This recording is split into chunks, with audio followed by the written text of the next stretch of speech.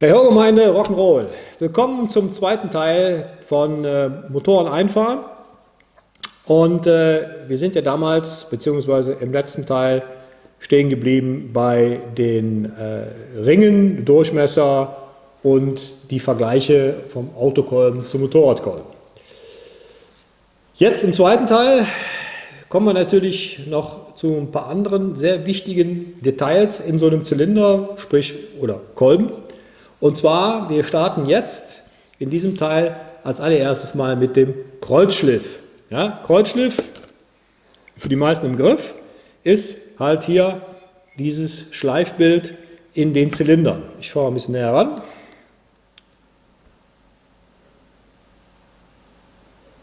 Ja.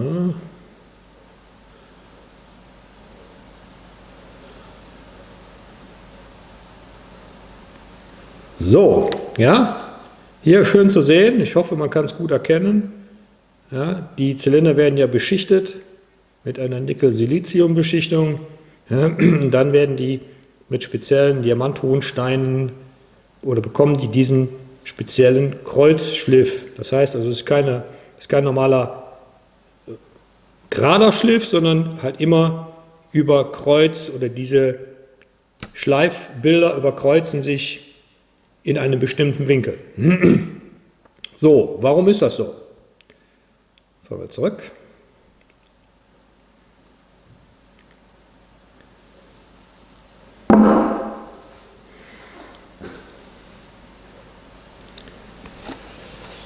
Kreuzschliff.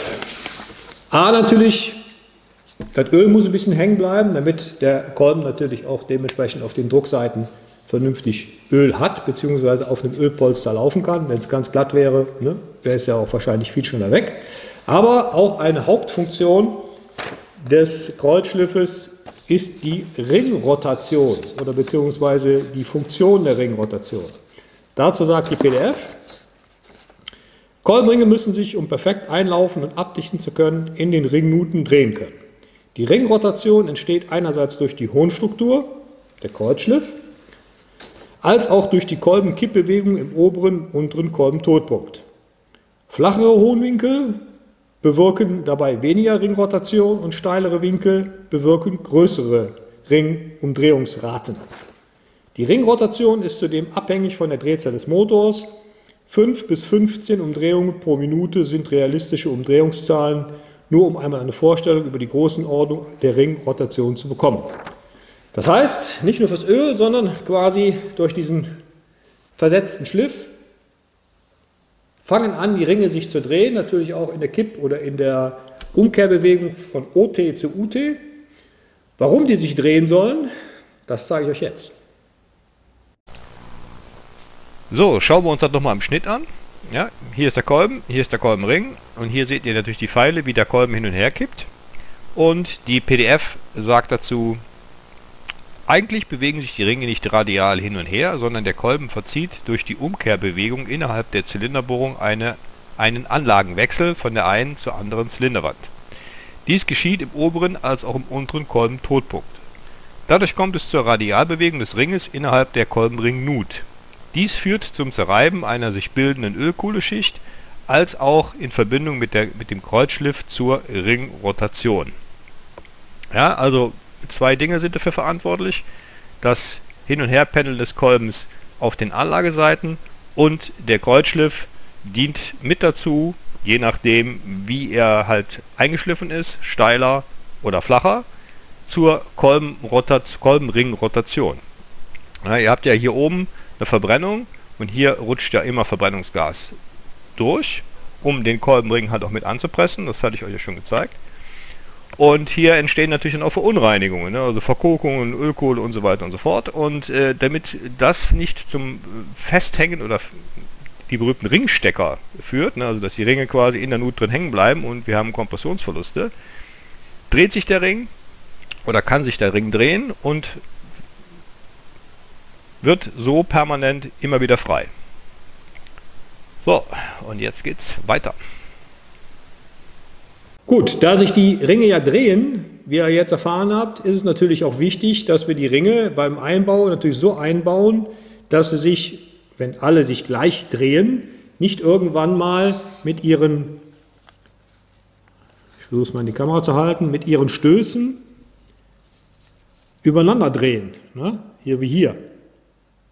Dann hätten wir ja das Gaslabyrinth, wo wir beim ersten Teil von gesprochen haben, ne, quasi außer Kraft gesetzt. Das heißt, das Gas würde hier komplett, die Verbrennung würde komplett, sag ich mal, wenn alle 3 Stöße übereinander stehen würden, ja, würde dann hier dran vorbeipfeifen und wir hätten Kompressionsverlust und natürlich die Flammenfront würde hier schön vorbeireißen und uns hier schön den Kolben und alles zerstören.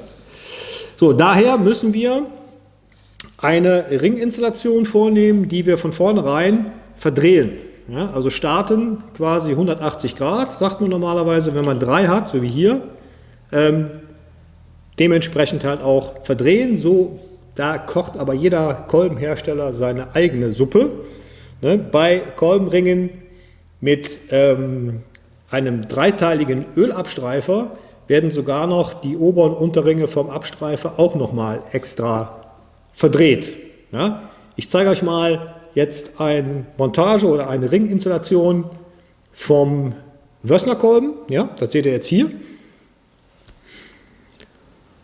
Und da seht ihr, wie gesagt, die Vorgaben, die Wössner gerne hätte. Ne? Also der obere Ring oder Abstreifring, All Rail, Top Gap, soll vorne sitzen, also vorne in Fahrtrichtung vorne links. Der darunterliegende in Fahrtrichtung vorne rechts. Die beiden Kompressionsringe sollen halt, wie gesagt, der Minutenring und der Kompressionsring werden in der Achse des Kolbenbolzens verdreht und der Oil Expander Gap, also der All Rail Expander Gap, da wo also die beim dreiteiligen Ölabstreifer die beiden Nasen sich treffen, sollen hinten auf die Druckseite auf der Einlassseite. Ja, also ihr seht, das ist alles komplett vorgegeben. Wie gesagt, macht doch, ich fahre wieder zurück, macht aber wie gesagt, oder machen viele Hersteller unterschiedlich, ähnlich, nicht unterschiedlich. GE Piston zum Beispiel möchte, dass die, wo ist vorne, wo ist hinten, hier ist Einlass, da ist Auslass, dass zum Beispiel die Ölabstreifer bzw. der Ölabstreifring, die beiden Nuten einmal hier und einmal hier sitzen und dann dementsprechend die Kompressionsringe genau auch wieder in der Flucht vom Kolbenbolzen. Ja? Gut. Kommen wir noch zu einem wichtigen Thema, was auch das Thema Einfahren betrifft. Und zwar, das ist die sogenannte Ringvertwistung. Lustiges Wort, aber was es damit auf sich hat, das seht ihr jetzt. So, noch eine weitere Bewegung vom Kolbenring ist die sogenannte Ringvertwistung. Ja, schönes, lustiges Wort. Bedingt durch die Massekräfte und das Ringhöhenspiel kommt es zu einer Bewegung der Ringe wie im Bild gezeigt. So spricht die PDF. Das nennt man Ringvertwistung. Durch diese Vertwistung wird sich die Laufflächenform in der Zeit ballig ablaufen. Ne? Das seht ihr also hier, ne? Durch die Bewegung, Kolben geht nach oben, Kolben geht nach unten, fängt der Ring quasi an zu kippen, also an zu twisten, wie man ja, so schön so sagt. Und dadurch entsteht dann halt hier diese ballige Laufform. Ja, halt auch, wie gesagt, nochmal Thema Einfahren. Das muss sich dieser Ring erst quasi dann mit der Zeit erarbeiten. Aber da kommen wir gleich nochmal genauer zu. So, und gerade zum Thema Ringvertwistung, da könnte ich dieses Video jetzt noch so breit ausdehnen. Das würde jetzt aber hier den kompletten Rahmen sprengen für dieses Video zu diesem Thema. Ja, da komme ich gleich nochmal zu, oder am Schluss nochmal zu. Jetzt gehen wir nochmal zu einem sehr wichtigen Thema oder eines meiner Lieblingsthemen. Ne, die meisten wissen jetzt, was jetzt kommt, und zwar Thema Ölverdünnung. Ja, die Ölverdünnung ist ja immer ein Problem, vor allen Dingen im Autobereich. Ne? Also im Kfz-Bereich, da natürlich, wo viel Kurzstrecke gefahren wird, ne? Wo der Kleinwagen von der Oma oder von der Mama eben nur zum Edeka gefahren wird oder zum Rewe und wieder zurück. Und dann hat er so 3 Kilometer am Tag gelaufen und wird nie richtig warm. So. Der läuft dann immer in der Kaltstadtkorrektion und dementsprechend immer viel Öl oder viel Kraftstoff ins Öl. Gut, Beim Motorrad kommt das eher selten vor, denn wenn ihr euch auf das Ding draufsetzt, fahrt ihr die Karre natürlich auch lang genug und fahrt die auch warm. Es sei denn, man geht mal eben Brötchen holen oder Zigaretten oder wie auch immer. Überhaupt macht man ja eigentlich nicht, ne? Aber trotzdem ist da normalerweise das Thema ein anderes. Ölverdünnung ja, aber leider durch einen anderen Faktor. Und das ist halt leider auch gerade im Thema KTM immer das Thema Mappings. Ja? Also als allererstes jeder Einspritzer und auch jeder Vergaser hat ja die Funktion des Kaltstarts. Also ihr habt im Vergaser noch einen Schock, den ihr ziehen müsst. Bei den Rollern gibt es sogar elektronische Kaltstartvorrichtungen über so Stromspulen, die dann hochfahren oder runterfahren. Bei der Einspritzanlage wird das alles natürlich über das Steuergerät ermittelt. Ihr startet, das erkennt, aha, wir haben das Wasser, die Luft, den Luftdruck, es ist so und so kalt. Also dementsprechend fetten wir das Gemisch eine bestimmte Menge plus an. Also 100% wäre dann bei 80 Grad Wassertemperatur, also optimales Kennfeld. Und wenn wir jetzt, sagen wir mal, 5 Grad minus haben oder 5 Grad plus, gibt es halt mal nochmal 25% obendrauf. Ja, also 125% und das fährt dann langsam runter, je wärmer der Motor wird. So, wir haben das Problem natürlich nicht, weil wir nicht viel Kaltstart-Touren haben. Wir machen an, wir fahren los und wir fahren dann schön am Wochenende mit den Kumpels ab, auf die Hausstrecke. Das Grundproblem liegt aber darin, dass eben halt leider sehr viele Mappings, gerade, ich spreche wieder KTM an, klar, viele Maps, gerade so die Evo 1 Maps und so weiter, sehr, sehr, sehr, sehr fett sind.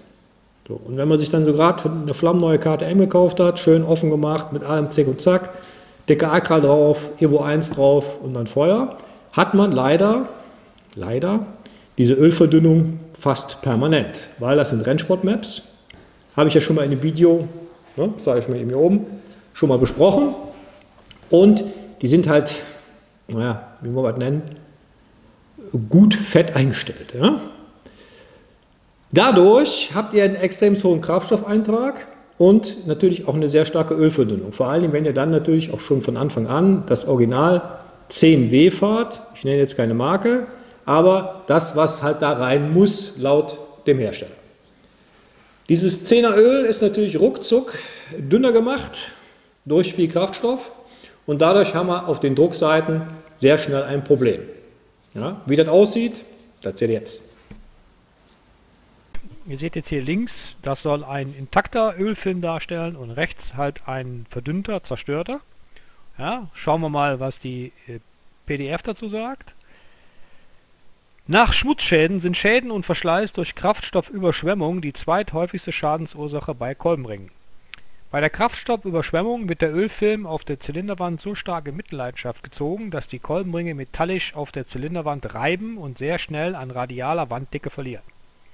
Metallischer Kontakt der Kolbenringe mit der Zylinderwand, Abbildung 4, das wäre also hier wären dann jetzt hier verdünnte, der Ölfilm ist halt zu dünn und hier kommen wir dann zu einer direkten metallischen Kontaktfläche von Ring zu Zylinderwand. Darf nur kurzzeitig und in Ausnahmefällen, zum Beispiel beim Kaltstart, auftreten und ist im übrigen Motorenbetrieb nicht zulässig. Die Lebensdauer von Kolben und Kolbenringen und Zylinderbohrung leiden erheblich und wird dramatisch verkürzt. Im Normalzustand sind die Gleitpartner immer durch einen Ölfilm metallisch getrennt. Das soll jetzt hier Abbildung 3 darstellen, ja, also immer schön Öl dazwischen. Der Ölfilm muss hierbei also dicker sein wie die Unebenheiten auf den Oberflächen der Gleitpartner. Ja, also auch dicker sein als die Hohnschicht oder der Kreuzschliff und dementsprechend muss der Kolben dann sauber mit den Ringen auf diesem Ölfilm gleiten können. Im Motorenbetrieb kommt es durch Verbrennungsstörungen häufig zur Ansammlung und auch zur Kondensation von Kraftstoff auf der Zylinderwand. So, runterscrollen. So, der Ölfilm wird dabei verdünnt oder abgewaschen. Die entstehende Mischreibung lässt die Kolbenringe innerhalb weniger 1000 Kilometer völlig verschleißen. Die Leistung sinkt und der Ölverbrauch des Motors steigt. Mischreibung führt zu sehr stark radialem Verschleiß an den Kolbenringen und der Zylinderoberfläche. Dies ist sehr leicht an den beiden Abstreifstegen des Ölabstreifringes erkennbar. So, jetzt schauen wir uns das mal an, beziehungsweise besprechen das nochmal im Detail.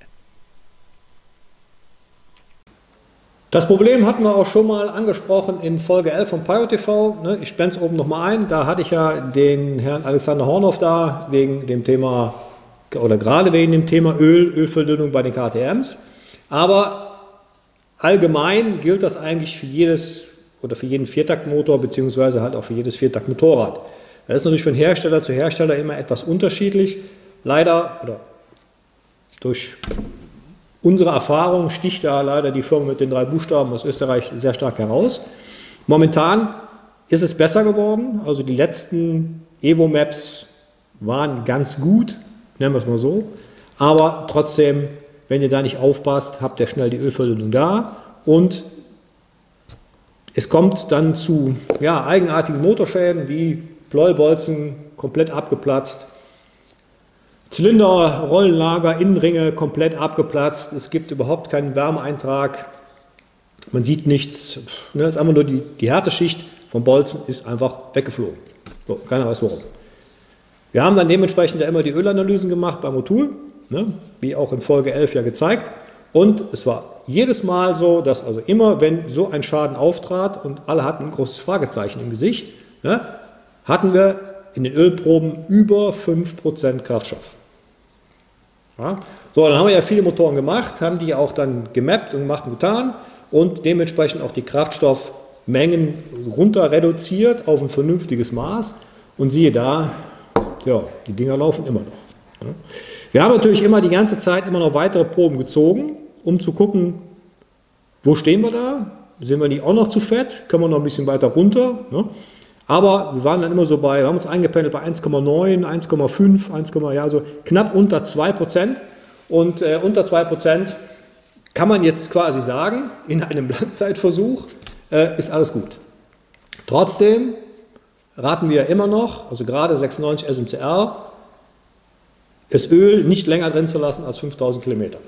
Ja, weil Ölverdünnung ist Ölverdünnung, auch wenn sie nicht so stark ist. Je länger ihr mit dem Öl fahrt, umso höher wird natürlich der Kraftstoffanteil, weil man denkt ja immer, ja gut, der Motor wird heiß, es verdunstet und ist dann wieder weg. Nein, nicht bei diesen Modellen oder nicht beim Großvolumen Einzylinder. Die Ölmengen sind sehr klein, mit 1,7 Liter, das ist ja nicht viel.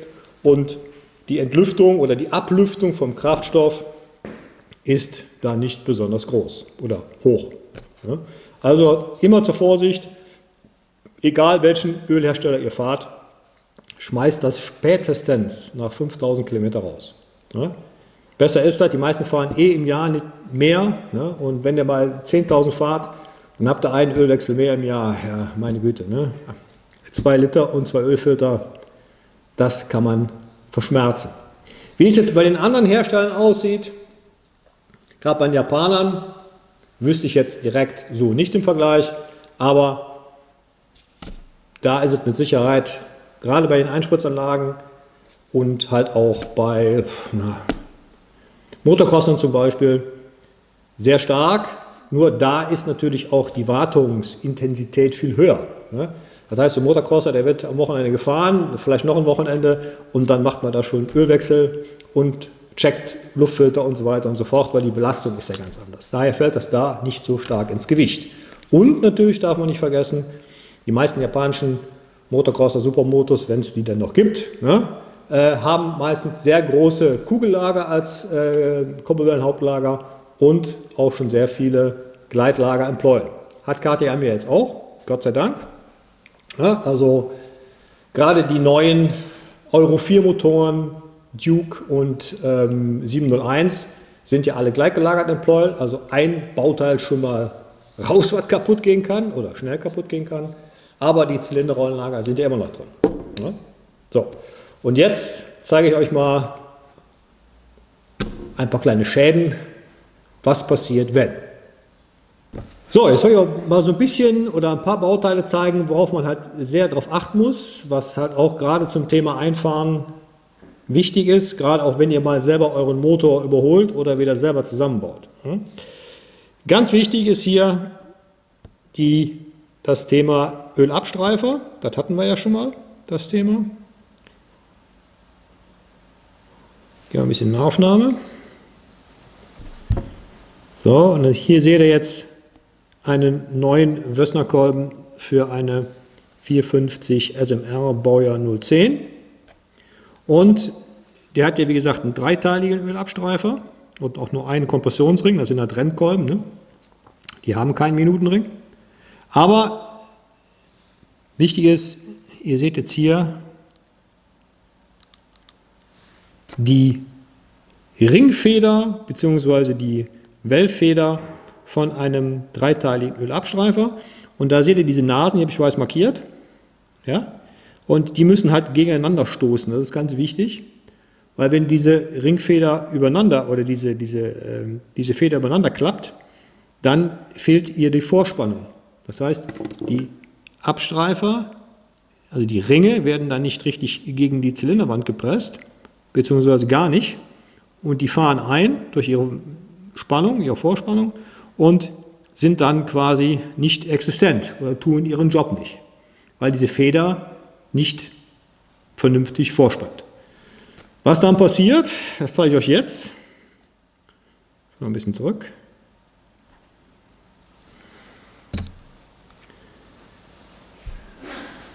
Das sieht dann so aus. Ja? Ihr seht einen Kolben von der 450 EXCR, Modell Baujahr 10, also die Modelle mit dem getrennten Ölkreislauf. Und ja, hier war das Problem Falschmontage. Ihr seht, der Kolben hat kaum was gelaufen, also ne, hat ja, sehr wenig auf jeden Fall. Und Falschmontage, Ölabstreifer, die Nasen sind übereinander geklappt und dementsprechend hat sich das wenige Öl, was ja in diesem Kurbelwellentrieb vorhanden ist, gerade mal 0,6 Liter, rucki in den Brennraum verabschiedet. Ja? Ich glaube, der Mann ist bis zur Tankstelle gekommen, wieder zurück und dann war das Ding im Arsch, auf gut Deutsch, ja, weil eben das ganze Öl sich verabschiedet hat, verbrannt wurde und am Abstreifer vorbeigerutscht ist. Dadurch natürlich dann schön Aluminium auf Nikasil und irgendwann war die Temperatur erreicht und der Kolben hat sich komplett auf der Druckseite verabschiedet im Auslassbereich. Ne? Da sind ja auch die höchsten Temperaturen, also Kolben kaputt, rucki zucki. So schnell geht das. Also da immer ganz wichtig darauf achten, schauen wir zurück, wenn ihr mal sowas machen solltet, dass man da ganz penibel darauf achtet, die Ringe richtig zu montieren. Hier noch ein schöner Fall zum Thema oder unserem Hauptgebiet, ne, oder Arbeitsgerät der 96 SMCR oder 690. Ein Kolben von einem Modell 2015, 96 SMCR. Und der Klassiker, hoher Ölverbrauch, fast ein Liter oder locker ein Liter auf 1000, Motor lief aber sonst noch, einwandfrei runtergezogen und ihr seht hier, ja, Ölabstreifring gebrochen. Dann natürlich haben wir 2 Nuten quasi und da geht dann schön das Öl Jupidu in den Brennraum. Der Witz war noch, was uns dann später noch aufgefallen ist, dass hier wohl, naja, was soll man nennen, ein Montagskolben verbaut worden ist, weil diese einteiligen oder beziehungsweise zweiteiligen Ölabstreifer, hatten wir ja schon in Teil 1, haben ein oben und ein unten. Die haben ja eine Phase, es gibt welche, die sind doppelt gefasst, Varianten im Autobereich. Dieser ist aber nur oben gefasst, also hat er eine Top-Markierung, also die Phase muss immer nach oben.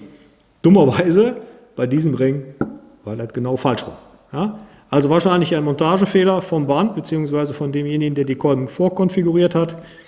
Der Motor hatte aber schon 30.000 runter, also dementsprechend ein Fehler, der erst später auftritt oder halt quasi so eine tickende Zeitbombe, die dauert halt ein bisschen, bis er dann ganz hoch geht. Er hat soweit funktioniert, trotzdem, ne? Die Zylinderbahn war natürlich ein bisschen, naja, ausgeschobbelt, aber wir haben halt früh genug aufgemacht. Aber dieses Verhältnis, diese Verbindung von Bruch natürlich war dann das ausschlaggebende Kriterium, den Motor zu öffnen. Allerdings wäre er wahrscheinlich weitergelaufen, oder hätte das wohl besser funktioniert, wenn der Ring richtig rum drin gewesen wäre. Ob das jetzt wirklich der entscheidende Faktor war, können wir natürlich nicht sagen. Fakt ist, je höher der Ölverbrauch wird, also wenn der Ölverbrauch extremst ansteigt, durch Ölverdünnung oder halt hier so einen mechanischen Fehler, kann es zu Unterspülungen des Ölabstreifringes kommen. Ja, also das Öl, was hier abgestreift werden soll, wird nicht mehr abgestreift, spült hier hinter, ja, wird zu viel und füllt die Ringnuten. Und das ist dann wie eine Flüssigkeit, die nicht mehr weg kann. Der Ring wird ja außen belastet durch seinen Druck, wird bewegt, da ist jetzt Flüssigkeit, da ist kein Platz mehr, der Ring kann nicht mehr twisten sauber, also er kann sich nicht bewegen und ist dann durch sein, das Füllungsvermögen der Nut ist ausgeschöpft und der Ring wird quasi durch seine Eigenbewegung zerbrochen. Kann passieren, muss nicht, aber das sind auch so Fehler, die bei solchen Bauteilen passieren können. Können wir jetzt hier natürlich nicht mehr nachvollziehen, woran es gelegen hat. Aber der Ölverbrauch war wohl schon immer, etwas hoch, aber irgendwann natürlich dann schlagartig extremst hoch durch den Bruch. Und wenn man da nicht schnell genug reagiert, kommt es dann zum Kapitalen, in dem halt, ihr wisst, wie der hier, dann, wenn das Öl dann weg ist, auf Wiedersehen mit eurer Beschichtung. Gut, kommen wir zum nächsten Thema. So, aber jetzt, hey ho, wir haben, beziehungsweise ich fange schon wieder an, mich hier komplett zu verlieren in Motorschäden, Kolbenschäden und KTM-spezifischen Problemchen. Dafür haben wir dieses Video ja nicht gestartet.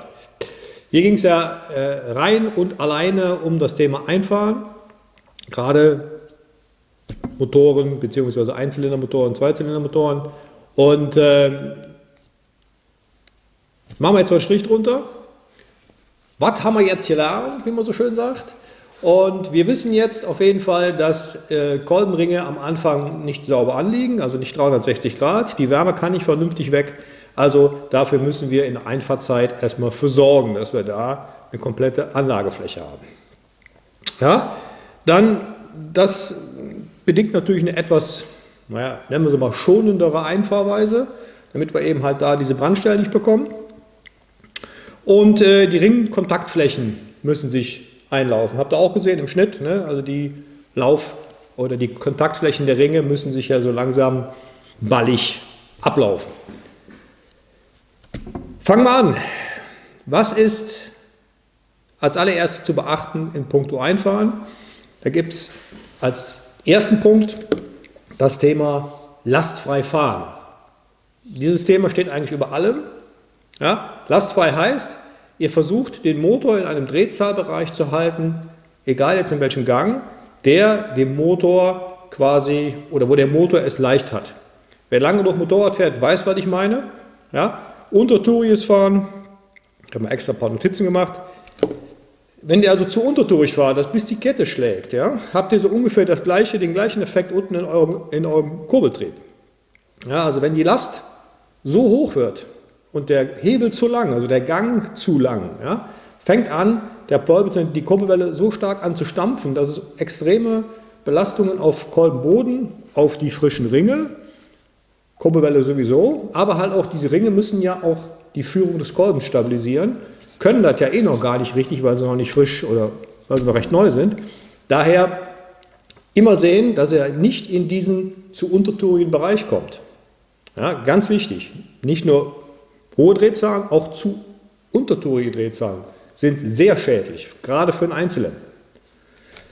So, und dann natürlich auch ganz klar keine Höchstdrehzahlen. Also hier, bis Wasser kommt, letzter Gang, Vollgas und mal gucken, was das Ding so hergibt auf der langen Geraden. Das wollen wir natürlich auch vermeiden, ganz klar, weil eben halt da natürlich sofort extreme hohe Hitze eingetragen wird und diese muss ja, bekanntlich wie gerade schon besprochen, über diese momentan nur vorherrschenden Anlagepunkte abgeführt werden ins Wasser und das schaffen die Ringe im Neuzustand nicht. Also daher versuchen wir immer in diesem Drehzahlbereich zu werden, wo wir merken, der Motor hat es locker und jetzt komme ich im 5. Gang irgendwie auf einen großen Berg zu oder wie auch immer, oder Serpentine, dann schalte ich ruhig mal runter und da bleibt das Ding zwischen 4,5 und 6. Das ist überhaupt kein Problem. Ja? Oder auch 7000, wenn ich mal ein Auto überholen muss, kein Problem. Wenn das Ding warm ist, mal dann gezogen, zack, vorbei und dann wieder schön in diesen, nennen wir ihn mal, lockeren Modus. Ja, das ist eigentlich das A und O von Einfahren von so einem Motor. Das gilt eigentlich für jeden Motor. Und daher natürlich bei uns Punkt 1. So, kommen wir zum zweiten Punkt. Der heißt da Vermeidung von Kaltstarts. So, was will ich euch damit sagen? Ganz einfach, je länger ihr in der Einfahrphase den Motor fahrt, desto besser ist es. Das heißt, ihr blockt euch 1-2 Wochenenden und sagt so, an diesem Wochenende und am nächsten Wochenende fahre ich das Motorrad ein. Das heißt, drauf, vollgetankt, drauf und ab dafür. Lange, viel Kilometer am Stück, dass das Ding nicht ausgeht. Also keine Kurzstrecken, nicht mal 4 Kilometer zur Freundin wieder zurück, dann mache ich dann 10 Mal, habe ich 400 runter. Nein, das wäre der beschissenste Fall überhaupt. Also am Stück viele Kilometer abreißen, dass der Motor permanent in seiner guten Temperatur bleibt, also in seiner guten Motortemperatur und dann hat das richtig schön, freut sich und dann fahrt er lastfrei und alles ist gut. Ja? Je mehr Kaltstarts ihr produziert, gerade in der Einfahrphase, umso schlechter ist es. Haben wir ja gelernt, Kaltstartkorrektion, viel Sprit wird reingeballert, unnötiger Sprit, weil der Motor ist ja kalt, er muss ja in diesen Choke-Modus und das möchten wir auf jeden Fall vermeiden, in der Einfahrphase auf jeden Fall. Also, nehmt euch Zeit, sagt euch so, das und das Wochenende ist für die Karre geblockt, die Freundin bleibt zu Hause und schön das Ding dann lastfrei einfahren. So, der dritte Punkt, keine Dauerdrehzahlen. So, was soll das heißen? Das heißt, wir fahren jetzt nicht auf die Autobahn und sagen jetzt, ich fahre jetzt von Hamburg nach München und dann habe ich dann 700 runter oder 800 und fahren dann damit 120 und 5000 Umdrehungen vor uns hin. Wir brauchen viele wechselnde Drehzahlen, also am besten, wie gesagt, Hausstrecke fahren, viel Kurven, viel schalten, viel rauf und runter.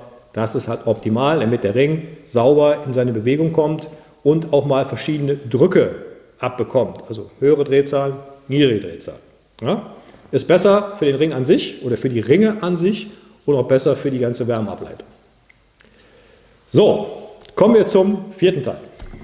Punkt 4, ganz klar, nach 1000 Kilometer die erste Inspektion.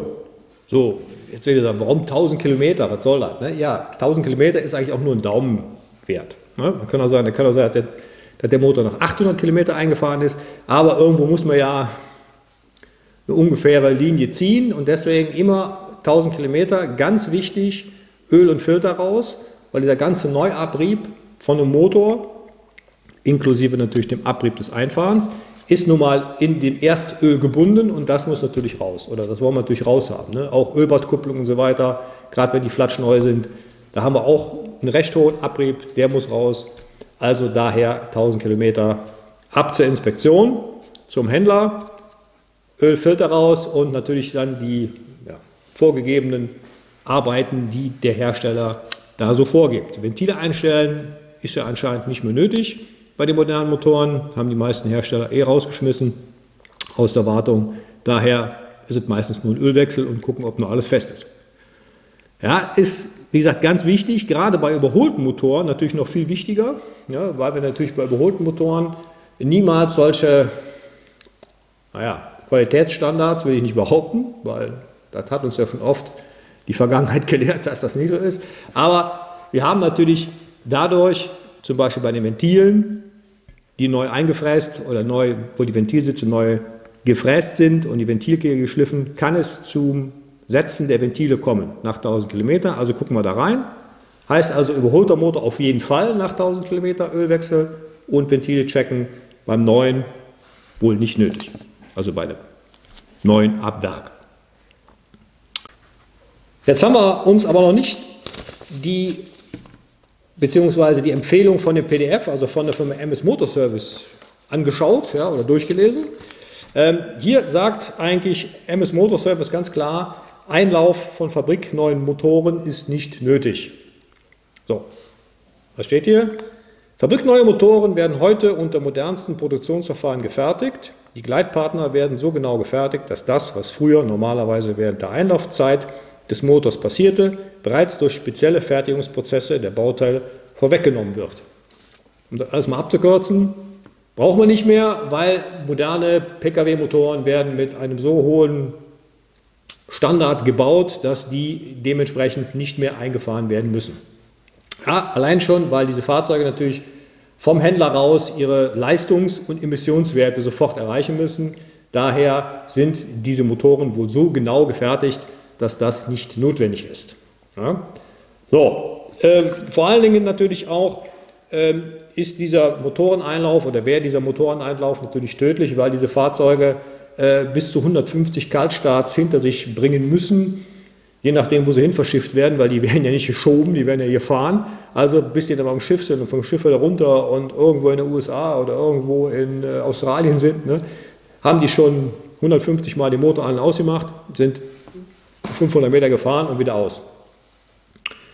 Und natürlich, wir haben, beziehungsweise die modernen PKWs heutzutage werden ja nicht mehr an ihre Leistungsgrenze gefahren. Ne? Ganz klar, wir stehen ja mehr im Stau, als was wir fahren mit dem Auto oder mal Eier mit dem Ding durch die Stadt, bis die mal richtig, mal quasi den Hahn gespannt kriegen. Das sehen die meisten ja eh nie. Jetzt sei denn, man wohnt hier und fährt hier permanent am Nürburgring, wenn man es sich leisten kann. Also daher ist dieser Puffer für PKWs extrem groß, gerade wegen dem Verschleiß. Und daher macht man sich da eigentlich, wird das abgehakt, einfahren, nicht nötig. Bei überholten Motoren, bei PKWs, sieht das allerdings anders aus, weil eben halt die fabrikneuen Motoren natürlich mit viel höheren Standards, ich sag mal angeblich, gefertigt werden, als das ein Motoreninstandsetzer jemals könnte. Daher auf jeden Fall auch für gebrauchte oder überholte, revidierte Pkw-Motoren ist eine Einfahrzeit vorgeschrieben. Bei uns ist es natürlich ein bisschen was anderes. Ne? Ihr wisst, so ein Motorrad kann man auch schon mal, also so ein Einzylinder oder Zweizylinder, kann man gut und gerne schon mal öfters am Wochenende an sein Leistungslimit bringen. Und daher ist gerade im Motorradbereich die Einfahrphase wichtig. Wie ich ja auch gezeigt hatte, wir haben ja zum Beispiel beim Einzylinder extrem große Kolbendurchmesser, kurze Hübe, hohe Drehzahlen, hohe Schiebedrehzahlen vor allen Dingen, also man kommt aus hohen Drehzahlen, Hahn zu, ne? Und dann fängt der Kolben an zu kippen. Die Kolben sind sehr kurz, wenig Führung, daher hier wichtig. Ja, dann wären wir jetzt am Ende von diesem Video. Ich könnte natürlich jetzt mit dem ganzen Material, das ich hier noch habe, da noch ein Special machen, ja, gerade für unsere KTM-Geschichten. Schauen wir das mal an, was da machbar ist, aber jetzt haken wir dieses Thema Einfahren erstmal ab. Ich hoffe, es hat euch gefallen. Ich hoffe, ihr habt jetzt die Infos hier mitgenommen, die ihr braucht, wenn ihr euch mal wieder ein neues Moped kauft. Und dann würde ich sagen, wenn es euch gefallen hat, ne, lasst einen Daumen da, ihr kennt das, lasst ein Abo da und wir sehen uns im nächsten Video, wahrscheinlich Pirate TV Nummer 18. Wir haben wieder schöne, interessante Themen drin. Und wenn ihr noch was wissen wollt, in puncto Motoren einfahren, haut's unten rein in die Comments. Die PDF ist verlinkt, der YouTube-Kanal von MS Motor Service ist verlinkt, müsst ihr unbedingt mal reinschauen, super, super gemacht. Und ja, ne, wir sehen uns, bis bald und ciao.